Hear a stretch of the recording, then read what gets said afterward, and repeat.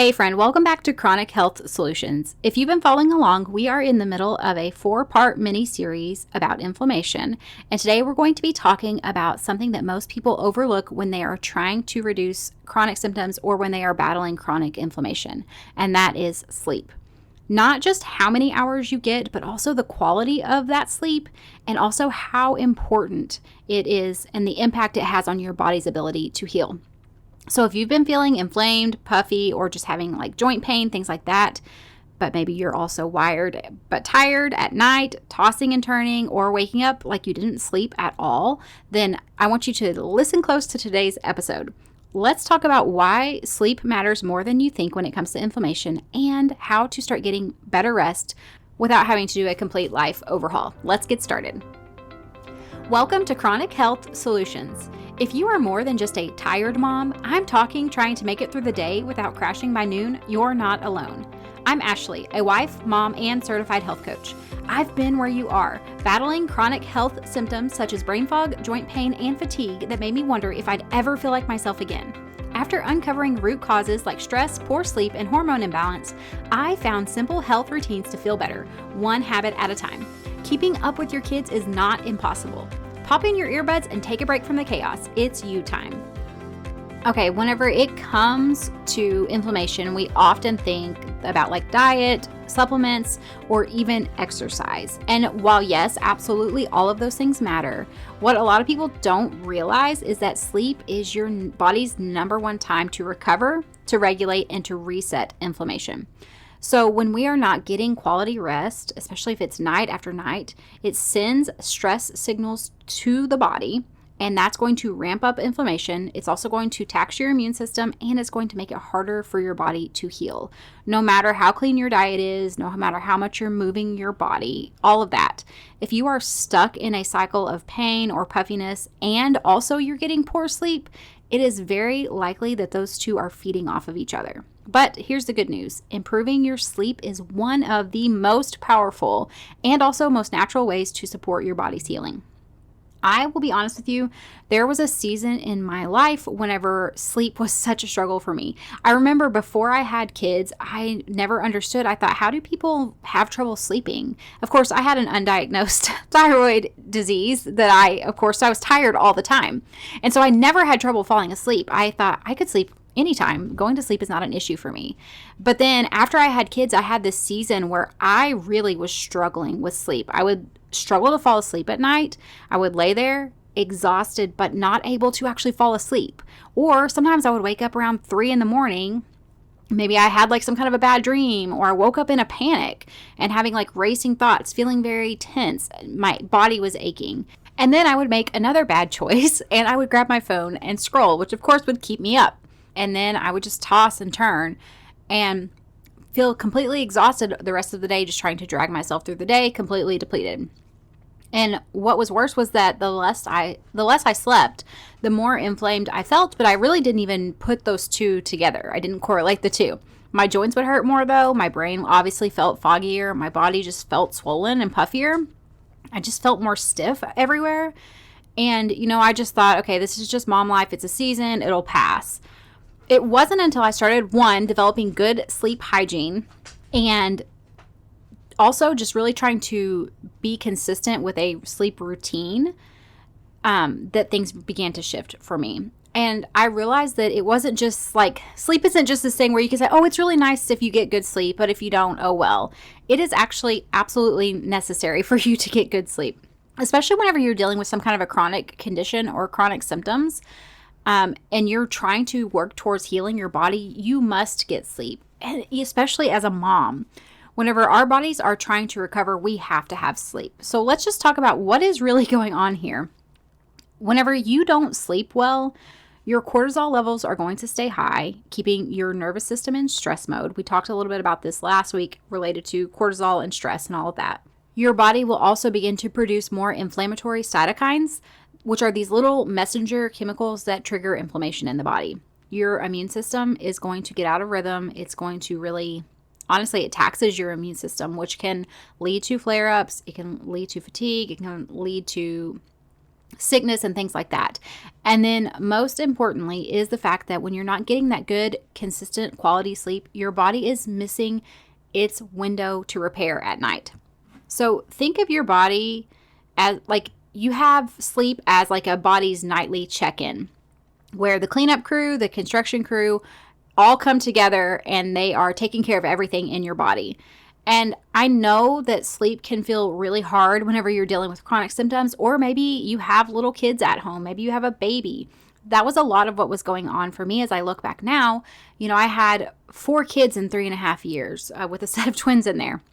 And so just the natural season of my life was that it was very difficult to get sleep. And so it was no wonder that I ended up really in a health crisis because of the fact of how taxed my body was for so long of not getting good, consistent sleep. And so let's just talk about what are some very real practical steps that you can take, even if you are in that kind of season right now, or even if you are feeling really inconsistent with your sleep. Okay, so I'm going to share 5 different sleep tips that are going to help to support good sleep, which again is going to help to support your body's ability to heal and also lower inflammation. So 1, again, I talk about this all the time, anchor your sleep with light exposure. So getting 10 to 15 minutes of natural light in the morning is going to help to regulate your circadian rhythm. Your body needs to know, it needs to have that signal of like, hey, here's sunlight, turn off melatonin production, it's time to be awake now. And then again, especially if we can watch the sunset at night, those rays signal to our body, okay, it's time to turn on melatonin production and it's time to get ready for sleep. Okay, number 2 is to create a gentle wind down routine. If your brain is just constantly going when you hit the pillow, you're thinking about all the things that you need to do or the things you didn't do or the person that's upset with you or whatever it is, then it's likely that you need a better transition into sleep. So you might try a no screens after 9 rule, or maybe for me, if I want to try to stay off the screen, maybe I listen to an audiobook and I just have an earbud in, so I'm not looking at a screen, but I'm able to listen to a book or something like that. But you could try no screens after 9, a warm shower, magnesium lotion, a calming tea. Make sure you're dimming the lights. That's another important thing. And it's just this consistent routine that's letting your body know, hey, this is what we do every night before we go to sleep. So it's time to begin winding down. It's time to be getting ready for sleep. Okay, number 3, keep your room cool, dark, and quiet. A temperature, typically what they say is 65 to 68 is ideal for sleep. It's a little too cool for me. I prefer 70, so whatever works best for you. But that is what is ideal for better sleep. If you want, you could also use blackout curtains. You could use a white noise machine. You could put an eye mask over your eyes. I should actually try that. I have not done that, and I keep meaning to do it. What we do is a fan. We have to have a fan going. But basically, just look at it as this way of you're just creating this environment that's going to promote good sleep. You're not looking for a place to crash. You're not looking for a place to watch television. Your bedroom is a place to sleep. Okay, number 4, don't ignore your evening cortisol. If you notice that you get a second wind at night, which I have had this in seasons of life, it's a good indicator that your stress hormones might be peaking late. That's a sign that your nervous system is still activated. So if you're noticing this, then we need to try things to calm the nervous system. So things like deep breathing, gentle stretching, legs up the wall are going to be really good to help to get your body out of that activated state and signal your body, hey, we're safe. It's time to go to sleep. It's time to get ready for bed. And number 5 is to watch your blood sugar before bed. Late night snacks that are going to spike your blood sugar can often disrupt sleep. If you notice that you wake up around like 2 to 3 or 4 in the morning, like in a panic, it could be either your adrenals or your blood sugar. If you had something before bed, it could be that your blood sugar crashed and then that's what woke you up. So just keep in mind, what are you eating? Really, it's ideal to not eat at least a couple hours before bed, because if you go to sleep with your body still digesting food, it really hampers the body's ability to begin that healing and like recovery process, because it's still having to focus on digestion. So ideally, it would be best to not eat at least a couple of hours before bed. But if you're going to have something, try to make it something that's not going to spike your blood sugar. For me, I typically will do like a slice, or not a slice, but a Colby Jack cheese stick or something like that, because it doesn't spike my blood sugar and it has a little bit of protein in it. The goal is to just focus on small balanced snacks if you need it before bed. Something that's going to have some kind of protein and a fat would be fine. That's going to help to keep your blood sugar stable. You're not going to want carbs or sweets or things like that. And the thing to keep in mind is when your blood sugar is stable, you're going to have more restful sleep. When your blood sugar is spiking and then crashing in the middle of the night, that's often going to wake you up. And again, also keep in mind, if your body is having to digest your food while you're sleeping, it's focusing on that instead of the other things that it should be doing, which it typically does when you're sleeping. Okay, so here is what is really difficult, I think, sometimes. A lack of sleep is going to increase our stress hormones. But then stress makes it harder to sleep, and both drive up inflammation.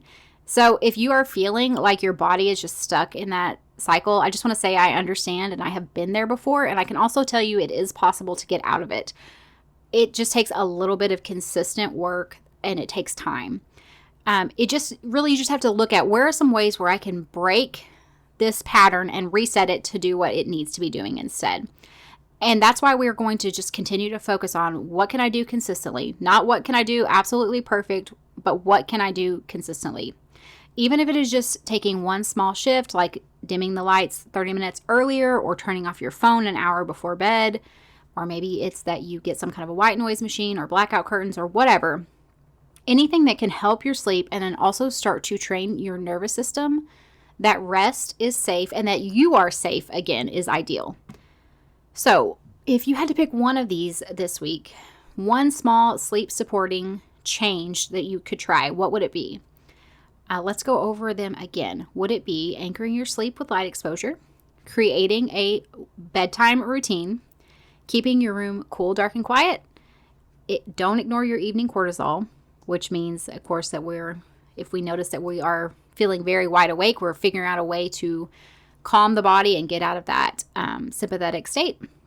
And then number 5 is to watch your blood sugar before bed. So this could look like getting outside first thing in the morning, creating that wind down routine, or switching your nighttime scrolling to like a calming playlist or an audiobook where you're not looking at the screen.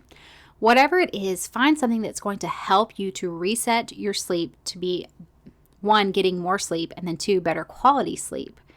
Because for our bodies to heal, we just absolutely need that. And then just don't forget, it doesn't have to be perfect. You're not going to reset years of poor sleep habits in one night or even in 1 week. But every step that you take is going to support your body's natural rhythms, which is going to help get you back on track, which is going to help to reduce inflammation, which is going to help your body to be able to heal better.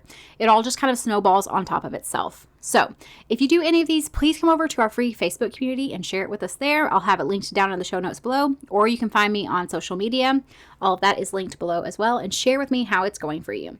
All right, friends, that is all for this week. And then in next week's episode, we are going to keep talking about inflammation, and we'll touch on another topic of inflammation and areas that you might not have realized have been contributing to the inflammation in your body. So that is all for this week. I'll see you back next time. Hey friend, I hope you found today's episode helpful. If you did, would you take a quick minute to share it with another mom who is struggling with chronic health issues? And please leave a review on Apple Podcasts. It means the world to me to know that this podcast is helping you. All right, time for me to tackle the snack request, and remember that a short walk, even if the kids turn it into a race, counts as self-care. Keep chasing those little wins, even when it feels messy. You're making progress. The information shared in this podcast is for educational and informational purposes only and is not a substitute for professional medical advice, diagnosis, or treatment. Always consult your healthcare provider before making any changes to your health routine. This podcast is not intended to treat or diagnose any condition. You are the expert on your body. Listen to it and reach out to a trusted provider for support.